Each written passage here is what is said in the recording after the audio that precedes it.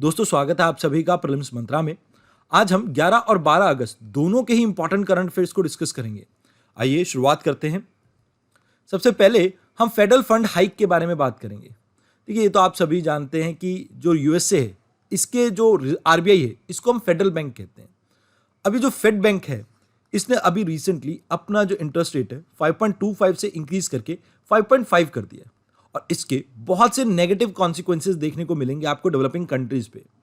अब सबसे पहले तो आप ये जानिए कि 21 सालों में ये पहली बार हुआ है कि इतना ज़्यादा फेडरल रेट इंप्रूव हुआ है। यानी आप यहाँ पर जो इंक्रीमेंट देख रहे हैं ना, ये बहुत ज़्यादा है। और इसकी वजह से सबसे पहली प्रॉब्लम जो डेवलपिंग कंट्रीज को देखने को मिलेगी कि यहाँ पर एफडीआई यानी फॉरेन डायरेक्ट इन्वेस्टमेंट और फॉरेन इंस्टीट्यूशन इन्वेस्टमेंट कम होगी। अब देखिए, अगर आपको अपनी खुद की कंट्रीज में अच्छा इंटरेस्ट रेट मिल रहा है, अच्छी परसेंटेज इंटरेस्ट रेट की मिल रही है, तो आप किसी दूसरी कंट्री में पैसा इन्वेस्ट करके रिस्क क्यों लेंगे। दूसरी बात, अब अगर इन कंट्रीज को अट्रैक्ट करनी भी होगी, आप एफडीआई या एफआईआई को सोचते हैं कि अट्रैक्ट करना है, तो उस केस में इन कंट्रीज को अपना रेपो रेट, जैसे भारत है तो भारत में रेपो रेट होता है, तो हमें अपने रेपो रेट को इंक्रीज करना होगा, जिससे कि हमें ज़्यादा इंटरेस्ट रेट इंक्रीज करना पड़ जाएगा। अब अगर हमारे यहाँ पर इंटरेस्ट रेट इंक्रीज होगा तो इससे आप टाइट मनी पॉलिसी देखेंगे और इसका सेम इंपैक्ट रहता है, मतलब the money in hand will shrink, और जिसकी वजह से इंडस्ट्रीज और सभी लोगों को परेशानी आ सकती है। अब ऐसा मैं क्यों कह रहा हूं? देखिए, मान लीजिए आपने कार खरीदनी है। अब ये कार खरीदते हुए आपको कुछ इंटरेस्ट पे करना होता है, क्योंकि आप लोन करवाएंगे उस पर। अगर ये इंटरेस्ट रेट बढ़ गया तो हो सकता है कि आप कार खरीदने से पहले दो बार सोचें। तो यहां पर ये प्रॉब्लम देखने को मिलेगी कि क्या हम इंटरेस्ट रेट इंक्रीज करके एफडीआई को अट्रैक्ट करें। अगर नहीं करेंगे तो इससे प्रॉब्लम ये होगी कि आपके बैलेंस ऑफ पेमेंट में क्राइसिस आ सकते हैं, क्योंकि इंडिया जैसी कंट्री, यहां पर हम एक्सपोर्ट ज्यादा नहीं करते, हम कहीं ना कहीं सर्विसेज और एफडीआई के ऊपर डिपेंडेंट है अपने बैलेंस ऑफ पेमेंट को मेंटेन करने के लिए। अब यहां पर इंटरेस्ट रेट बढ़ाते हैं तो इससे एफडीआई तो आ जाएगी, बट कहीं ना कहीं इकोनॉमी श्रिंक करेगी। अब इसकी वजह से आपको देखने को मिलेगा कि जो कॉस्ट थी, मतलब आप मान लीजिए एक पेन बना रहे हैं, इस पेन को बनाने की कॉस्ट 10 रुपए थी, तो ये कॉस्ट इंक्रीज हो जाएगी 12 रुपए, क्योंकि आप इंटरेस्ट में जो पैसा एक्स्ट्रा पे कर रहे हैं आप उसको भी तो जोड़ेंगे। अब इंडिया में अगर कोई चीज़ महंगी मिल रही होगी तो आप खुद सोचिए, क्या बाहर के लोग इसे खरीदेंगे? तो कहीं ना कहीं हमारे एक्सपोर्ट जो है डिक्लाइन कर जाएंगे। तो दो धारी तलवार है ये। इसके अलावा कुछ कंट्रीज, जैसे इंडिया का तो इतना ज़्यादा एक्सटर्नल डेट नहीं है, बट कुछ कंट्रीज का एक्सटर्नल डेट 180% है उनकी जीडीपी का, और कहा जाता है कि 2030 तक ये 200% तक भी पहुंच जाएगा। ऐसी कंट्रीज के लिए अपने डेट को मेंटेन करना वो थोड़ा मुश्किल रहेगा। अब इसका भी एग्जांपल दे देता हूं। मान लीजिए आपने $100 कहीं से उधार लिए, अब भारत के रुपए में चेंज करके इन $100 की कीमत बन जाती है लगभग 1000, सॉरी 10,000 हो गया, ये 1000। अब मान लीजिए आप यहां पर ये देखते हैं कि इंडिया के अंदर डॉलर कम आ रहे हैं, डॉलर की सप्लाई कम है, डिमांड ज्यादा है, इसकी वजह से डॉलर के रेट में एप्रिसिएशन देखने को मिलेगा। अब यहां पर होगा क्या? अब जैसे ही यहां पे डॉलर का रेट इंक्रीज होगा, आप ये मान के चलें कि अब आपको 1200 रुपए पे करने होंगे सेम डेट के लिए, तो कहीं ना कहीं ये डेट जो है काफी इंक्रीज हो जाएगा। और खासकर जो हमारे नॉन कॉर्पोरेशंस हैं, या आप ये कह सकते हैं कि जो कुछ इंटिटीज हैं बाहर से लोन लेती हैं, अब इनके लिए क्या होगा?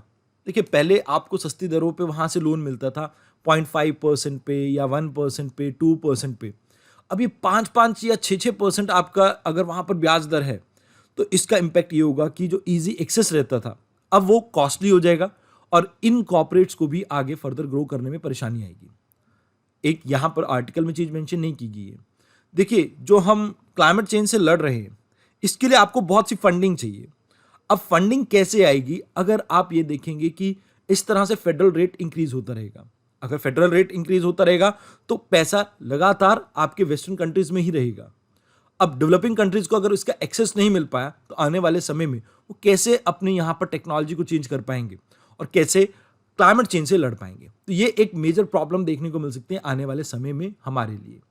तो ये चीजें यहां पर आपको याद रखनी है। आइए अब बात करते हैं अगले आर्टिकल की। इस आर्टिकल में हम बात करेंगे जापान और इंडिया के बारे में। हम कहीं ना कहीं ट्रायलैटरल कॉर्पोरेशन को इंप्रूव करना चाहते हैं श्रीलंका के साथ, मतलब इंडिया, जापान और श्रीलंका के आपस में संबंध को बढ़ाना चाहते हैं। हमारा एक शेयर्ड विजन है जहां पर हम फोकस करते हैं कि फ्री और open and inclusive Indo Pacific area को हम प्रमोट करें।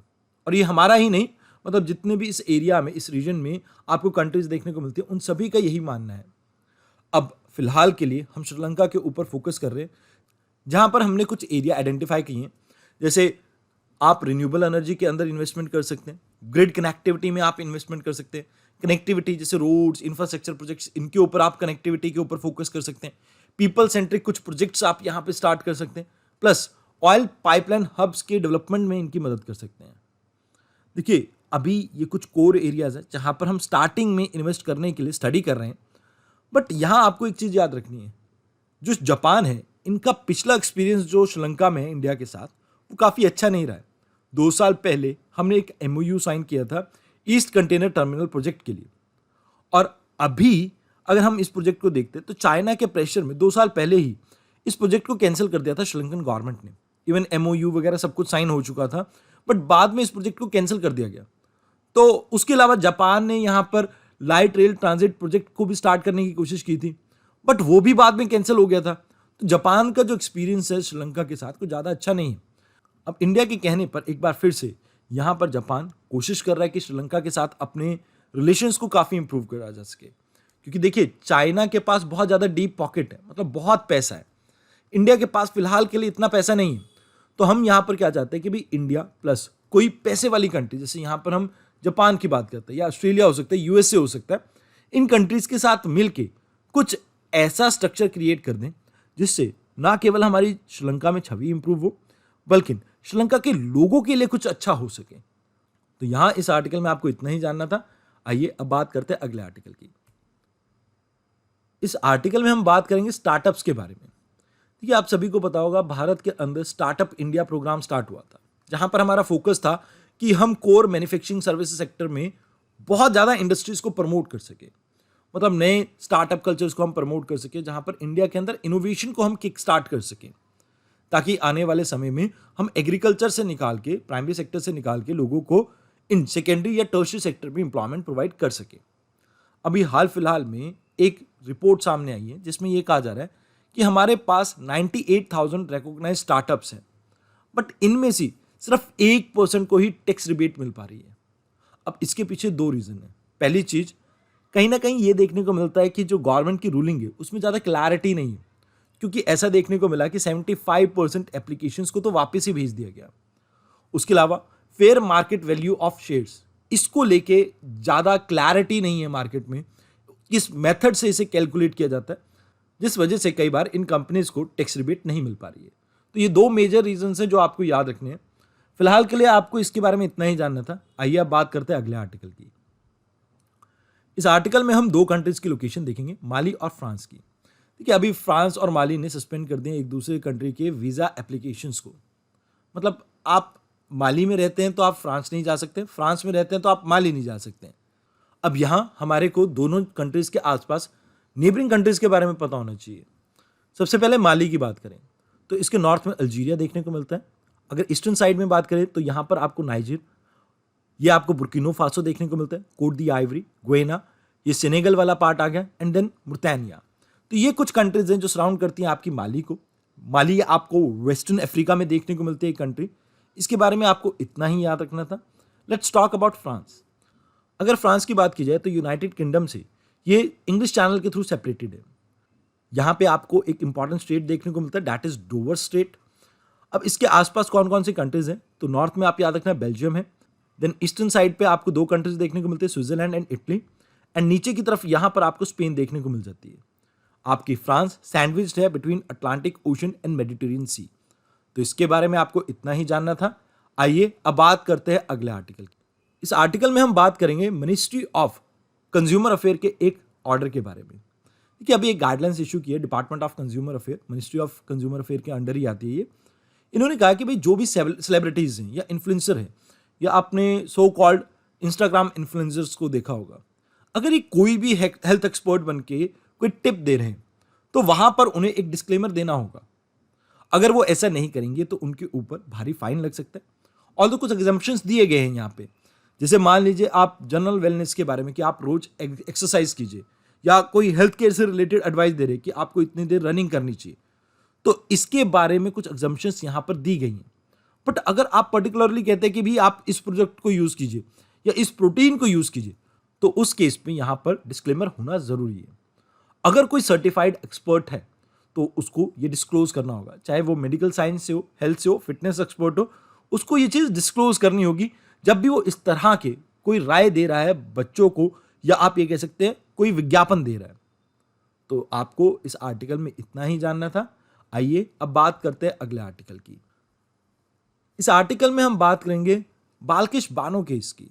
देखिए, अभी रिसेंटली सुप्रीम कोर्ट ने एक बात कही कि देखिए, कोई भी क्रिमिनल है, उस क्रिमिनल को भी पूरा अधिकार है कि वो वापस से सोसाइटी के साथ री इंटीग्रेट हो सके। यहां पर सुप्रीम कोर्ट के पास चैलेंज हुई थी पार्डनिंग पावर। देखिए, पार्डनिंग पावर की बात की जाए तो भारतीय संविधान के अंदर 2 आर्टिकल में आप इसको ट्रेस कर सकते हैं, जहां पर आर्टिकल 161 गवर्नर की पावर को दर्शाता है, आर्टिकल 72 प्रेसिडेंट की पावर को दर्शाता है। ऑल्दो ये फंडामेंटल राइट्स नहीं है, बट ये आपके कॉन्स्टिट्यूशनल राइट्स हैं जो हर इंसान को, जो भी भारतीय है, उसको अवेलेबल है। इवन नॉन इंडियंस को भी ये अवेलेबल है जो भारत में सजा पाए। अब आप एक चीज इसके लिए उदाहरण के तौर पे देख सकते हैं, जैसे कुछ श्रीलंका से तमिल्स आए थे जिन्होंने राजीव गांधी जी के ऊपर अटैक किया था, तो उनको भी पार्डन किया गया था। तो कहीं ना कहीं ये आप ये कह सकते हैं कि एनिमी एलियंस और एलियंस के ऊपर भी एप्लीकेबल है। अब यहां आपको पता होना चाहिए कि पार्डनिंग पावर कौन कौन सी होती है। जैसे सबसे पहले पार्डन, इसका मतलब है कि आपने पर्सन को फ्री कर दिया सभी चार्जेस से। मान लो एक पर्सन के ऊपर मर्डर केस था, बट प्रेसिडेंट कहते हैं कि ठीक है, मैं आपको पार्डन करता हूं, तो उसके ऊपर कोई असर नहीं रहेगा। मान लीजिए अगर किसी पर्सन को सजा होती है, जेल होती है, तो वो गवर्नमेंट जॉब के लिए अप्लाई नहीं कर सकता है, बट यहां पर पार्डनिंग होने के बाद वो उस जॉब के लिए भी अप्लाई कर पाएगा, मतलब सभी चार्जेस से मुक्त कर दिया। Then next one is commute. Commute मतलब आपने चेंज कर दिया पनिशमेंट के नेचर को। मतलब आप मान लीजिए किसी पर्सन को दी गई थी डेथ पेनल्टी, चलो डेथ पेनल्टी छोड़िए, रिग्रेस इंप्रिजनमेंट दी गई थी 14 साल की किसी पर्सन को, अब आपने उसे नॉर्मल इंप्रिजनमेंट में कन्वर्ट कर दिया 14 साल की, तो दैट इज कम्यूट। रमीशन मतलब आपने नेचर चेंज नहीं किया। रिग्रेस इंप्रिजनमेंट थी 7 साल की किसी को, आपने क्या कर दिया, 5 साल की सजा कर दी, बट रिग्रेस इंप्रिजनमेंट रही, आपने सिर्फ उस सजा का क्वांटम चेंज किया। रिप्राइव मीन्स टेम्परली डिले करना। जैसे मान लो किसी को फांसी की सजा हुई है, तो टेम्पररी रिलीफ कि जब तक वो अपनी सभी चीज़ों को एक्सेस ना कर ले, जैसे हाई कोर्ट, सुप्रीम कोर्ट या प्रेसिडेंट के पास अपनी माफीनामा को ना भेज दे, तब तक उसको कुछ वहां पर आप सजा को टेम्परली डिले कर देते हैं, दैट इज रिप्राइव। रिस्पाइट का मतलब है कि किसी प्रॉब्लम के कारण, मान लीजिए कोई वुमेन है जिसको सजा हुई है, आपने नेचर देखा उस सजा का और कहा कि भाई ये तो एक प्रेग्नेंट लेडी के लिए काफ़ी मुश्किल है, तो वहां पर प्रेगनेंसी के कारण आपने उसकी डिग्री ऑफ, मतलब जो उसके ऊपर रिगरस इंप्रिजनमेंट का टैग लगा हुआ था या कुछ भी लगा हुआ था, आपने उस पनिशमेंट को, नेचर को चेंज कर दिया है। तो ये चीज़ें आपको याद रखनी है, पार्डनिंग पावर में आती है। कुछ एक्सेप्शंस हैं, जैसे डेथ सेंटेंस के लिए और कोर्ट मार्शल के लिए पार्डनिंग पावर सिर्फ और सिर्फ प्रेसिडेंट के पास है। तो यहां पर इस आर्टिकल में आपको इतना ही याद रखना था। आइए अब बात करते हैं अगले आर्टिकल की। देखिए, अभी मॉनेटरी पॉलिसी कमेटी की मीटिंग होकर हटी है। ये एक 6 मेंबर बॉडी है जिसमें 3 आरबीआई की तरफ से आते हैं और 3 सेंट्रल गवर्नमेंट की तरफ से आते हैं लोग। इसमें जो आरबीआई की तरफ से आते हैं, तो इसमें आपके गवर्नर आ जाते हैं आरबीआई के, प्लस जो मॉनेटरी पॉलिसी के हेड हैं आपके डिप्टी गवर्नर, वो भी इसमें आते हैं, और एक पर्सन और हो सकता है आरबीआई की तरफ से। ये जो आपकी मॉनेटरी पॉलिसी कमेटी ये डिसाइड करते हैं कि भारत के अंदर रेपो रेट क्या रहेगा। अभी इन्फ्लेशन काफ़ी हाई देखने को मिल रहा था बिकॉज ऑफ वेदर इवेंट्स, और इवन जो ग्लोबल डेवलपमेंट चल रही है जैसे यूक्रेन वॉर एंड ऑल, और यूएसए चाइना की जो आपकी राइवलरी चल रही है, इसके कारण सप्लाई चेन डिसरप्टेड है, तो जिसके कारण फूड ग्रेन्स एंड बाकी चीज़ों के प्राइसेस में हाइक देखने को मिल रहा है। तो यहाँ पर इस फाइनेंशियल ईयर के लिए तो ये प्रोजेक्शन बताई जा रही है कि हो सकता है कि हमें पॉलिसी रेट के अंदर, यानी रेपो रेट के अंदर ज़्यादा कोई बदलाव देखने को ना मिले।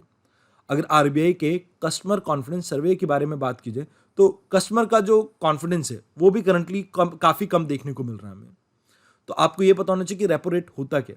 रेपो रेट आपका वो रेट है जहां पर आरबीआई से पैसा उधार ले रहा है आपका कोई शेड्यूल बैंक, जैसे एसबीआई हो सकता है। इन्होंने ये कहा है कि भाई मैं यहां पर आपसे जैसे 100 करोड़ उधार ले रहा हूं, और एक पर्टिकुलर दिन के ऊपर, मतलब 14-15 दिन के अंदर, शॉर्ट टर्म लैंडिंग है क्योंकि ये, मैं आपसे ये वापस खरीद लूंगा और आपको विद इंटरेस्ट पैसा पे कर दूंगा। अब यहां पर ये जो इंटरेस्ट है, जैसे मान लीजिए 6.5% है जैसे अभी, तो ये रेपो रेट को रिप्रेजेंट करता है। तो रेपो रेट आपको याद रखना है, रीपर्चेजिंग ऑर्डर है, जहां पर एसबीआई कुछ पैसा ले रहा है उधार आरबीआई से, ये जो पैसा उधार लिया जा रहा है इसके ऊपर जो इंटरेस्ट पे किया जाता है इसे कहा जाता है रेपो रेट। अब जैसे ही आप रेपो रेट को इंक्रीज करते हैं, इससे मनी सप्लाई जो है इकोनॉमी में वो कम हो जाती है। ऐसा क्यों?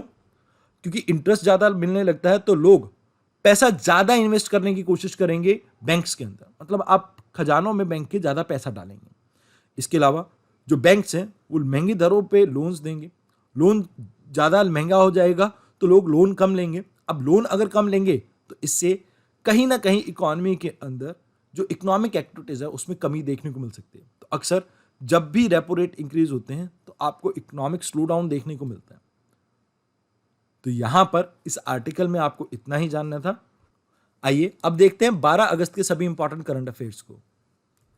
पहला आर्टिकल इज अबाउट हवाई। देखिए, ये आपका इंडियन एक्सप्रेस में आर्टिकल आया था जहां पे ये बताया जा रहा है कि वाइल्ड फायर के कारण लगभग 55 लोगों ने अपनी जान गंवा दी है हवाईयन आइलैंड्स पे। वैसे तो यूएसए की टेरिटरी का पार्ट है, ये आपको पैसिफिक ओशन में देखने को मिलता है, ट्रॉपिक ऑफ कैंसर के काफ़ी करीब है ये। तो आपको बस इतना याद रखना है कि पैसिफिक ओशन में ये लोकेटेड है। हो सकता है यूपीएससी आपको मैच द फॉलोइंग करके कुछ क्वेश्चन दे दे। अब यहाँ एक इन्वायरमेंट का कॉन्सेप्ट मैं आपको समझा देता हूँ। आपने शायद सक्सेशन समझा हो। सक्सेशन क्या होता है? जैसे मान लीजिए एक स्पीशीज है, जैसे आपने घास देखी होगी, कई बारी घास जगह छोड़ देती है जिसके बाद यहाँ पर पेड़ उगने लगता है। पेड़ किसी बड़े पेड़ के लिए जगह छोड़ देगा। तो मतलब आप ये देखते हैं कि प्रकृति में एक आपकी स्पीशीज के बाद दूसरी स्पीशीज ग्रो करती है। मतलब ऐसा हुआ करता था पहले कि धरती के ऊपर ना बेयर रॉक्स हुआ करते थे, ऐसे पत्थर पत्थर ही हुआ करते थे। फिर छोटी छोटी घासेस, मॉसेस, लाइकन्स वगैरह आए।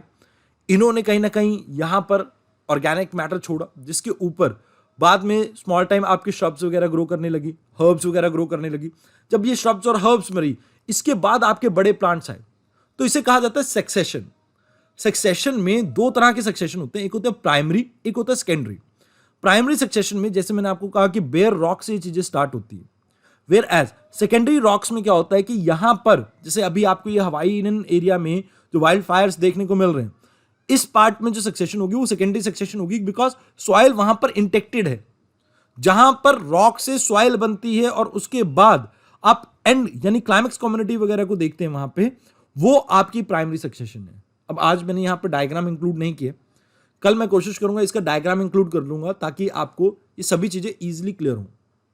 क्योंकि ये मैं मिस्टेक मानता हूं मेरी तरफ से कि यहां पर मैं इस चीज को इंक्लूड नहीं कर पाया।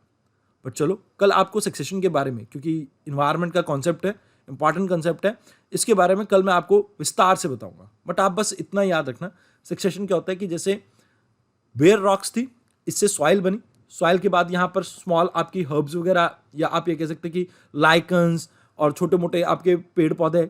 अब ये जब मरते हैं इसके बाद श्रब्स आ जाते हैं, श्रब्स के बाद आपके थोड़े बहुत जो जैसे एनुअल प्लांट्स होते हैं वो आ जाते हैं, फिर उसके बाद बड़े बड़े आपकी क्लाइमेक्स कम्युनिटी आ जाती है। तो ये सभी आपकी जो चेन है दैट रिप्रेजेंट सक्सेशन। चलो, इस आर्टिकल में अभी के लिए इतना ही देखते हैं। ये सक्सेशन वाला टॉपिक क्योंकि अभी अभी मेरे दिमाग में आया पढ़ाते हुए आपको, तो इसके बारे में हम कल के वीडियो में थोड़ा स्टार्टिंग में विस्तार से देख लेंगे। आइए अब बात करते हैं अगले आर्टिकल की। अभी रिसेंटली कुछ माइग्रेंट जहां पर रह रहे थे जिन घरों में, उनमें एक बैक्टीरिया देखने को मिला जिसका नाम है लिगननेला। ये निमोनिया लाइक आपका वायरस है जिसमें लोगों को मसल्स पेन होती है, पेट में दर्द होता है, फीवर आता है, ब्रीदिंग में प्रॉब्लम आती है। ये चीज़ें आपको देखने को मिलती है, कॉमन सिम्टम है जो किसी भी मरीज में आपको देखने को मिलते हैं। अब जनरली ये आता कहाँ से? जैसे कोई कंटामिनेटेड वाटर है, इसके एरोसोल पार्टिकल को कोई इनहेल कर ले, उससे भी ये बीमारी हो सकती है। नॉट जस्ट ड्रिंकिंग, उसके इनहेलेशन से भी ये प्रॉब्लम हो सकती है। अब कई असाइलम सीकर्स वगैरह जो यूके में आ रखे थे, उनके घरों के पास ये प्रॉब्लम खासकर देखने को मिल रही है और इसकी कोई वैक्सीन नहीं है। तो जिसकी वजह से इन माइग्रेंट्स को मूव करवाने की कोशिश कर रही है आपकी यूके गवर्नमेंट। तो आपको यही पता होना चाहिए इस आर्टिकल में, इस वायरस के, इस बैक्टीरिया के बारे में आपको इतना ही जानना था। आइए अब बात करते हैं अगले आर्टिकल की। इस आर्टिकल में हम बात करेंगे एक रिपोर्ट के बारे में जहां पर बैंक्स को कॉशियस किया जा रहा है कि भाई आप एमएसएमई सेक्टर को ध्यान से लेंड करें, मतलब थोड़ा आपको सहज रहना होगा। अब इसकी वजह से जो क्रेडिट फ्लो है एमएसएमई सेक्टर में वो काफ़ी कम हो रहा है और डिमांड जो है क्रेडिट फ्लो की काफ़ी तेज़ी से बढ़ रही है। तो जिसकी वजह से एमएसएमई सेक्टर में थोड़े क्राइसिस आ रखे हैं। अब यहाँ पर बैंक्स कंजर्वेटिव अप्रोच अपना रहे हैं जहाँ पर एवरेज साइज ऑफ लोन को वो डिक्रीज कर रहे हैं ताकि उनके ऊपर ज़्यादा रिस्क ना हो। ना केवल जो आपके पब्लिक सेक्टर बैंक्स हैं, इनमें ये लोन्स दरों में कमी देखने को मिल रही है, इवन प्राइवेट सेक्टर्स में भी ये कमी देखने को मिल रही है।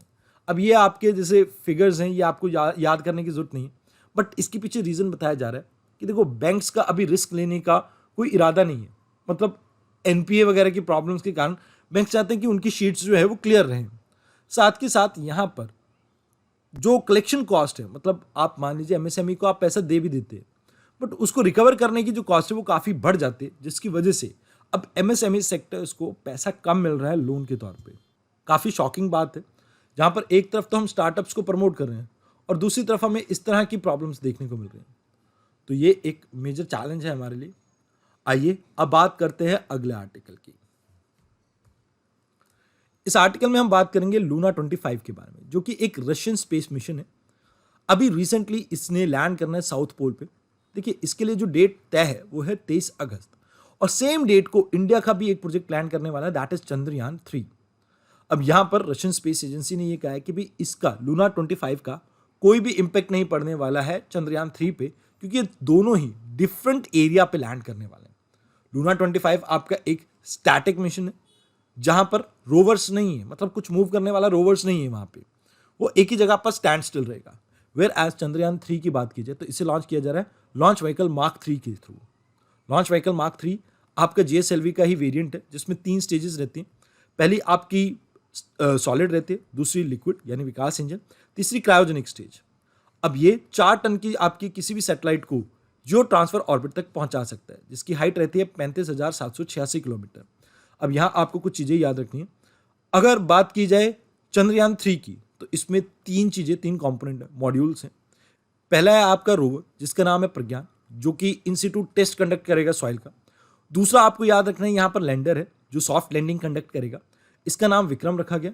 और इसके साथ साथ जो मॉड्यूल इन्हें लेके जाएगा वो है ये 100 आप किलोमीटर की हाइट पे इसे देखेंगे, जो लूनर एटमॉस्फेयर में आपका रोटेट करेगा एंड बेस के साथ कहीं ना कहीं सिग्नल एस्टैब्लिश करने में मदद करेगा। तो चंद्रयान 3 के बारे में आपको इतना ही जानना था, एंड इवन लूनर 25 के बारे में बस आपको ये याद रखना है, लूनर मिशन रशिया का है। बस इतने में अपना काम चल जाएगा। आइए अब बात करते हैं अगले आर्टिकल की। अभी रिसेंटली जून में इंडस्ट्रियल ग्रोथ जो है इसमें काफ़ी स्लो डाउन देखने को मिला। Not just one, 23 manufacturing sectors में से 14 में हमें कॉन्ट्रैक्शन देखने को मिली है, मतलब वो श्रिंक कर रहे हैं। अब ये अपने 3 महीनों के सबसे लोएस्ट पॉइंट पे पहुंच चुका है। अब इसके पीछे एक रीज़न ये दिया जा रहा है कि भी जो कंज्यूमर्स की डिमांड है वो डिक्लाइन कर रही है। अब देखिए, यहाँ पे हमें इन सभी डाटा को याद रखने की जरूरत नहीं है। आप ये मान के चलें कि आपको पता होना चाहिए इंडेक्स ऑफ इंडस्ट्रियल प्रोडक्शन। ये आपका एक इंडेक्स है जो लॉन्च किया जाता है आपके, मतलब जिसको ट्रैक करता है आपका नेशनल स्टैटिस्टिकल ऑफिस, जो कि आपकी मिनिस्ट्री ऑफ स्टैटिक्स के अंडर आता है। अभी इसने कुछ सेक्टर्स के बारे में इंफॉर्मेशन दी है, बट मेजरली इसका जो 40% वेटेज है वो 8 कोर सेक्टर्स को है, जिसमें refinery, electricity, steel, coal, crude oil, natural gas, cement और फर्टिलाइजर ये आ जाते हैं। ये कोर 8 सेक्टर्स हैं जिसके ऊपर आपकी सभी इंडस्ट्रीज डिपेंडेंट है। जैसे सीमेंट सेक्टर को देखिए, इंफ्रास्ट्रक्चर की पूरी सेगमेंट आपका इसके ऊपर डिपेंडेंट है।